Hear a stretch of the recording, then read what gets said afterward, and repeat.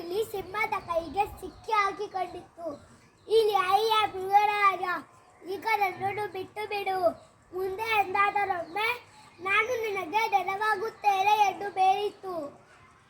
ಸಿಂಹ ಹ ಹ ಎಂದು ಗೈಗೈಸಿ ನಗುತ್ತಾ, ಚೋಟುದ್ದ ನೀನು ನನಗೆ ಸಹಾಯ ಮಾಡುತ್ತದೆ ಎಂದು ಕೂಗುತ್ತಿತ್ತು.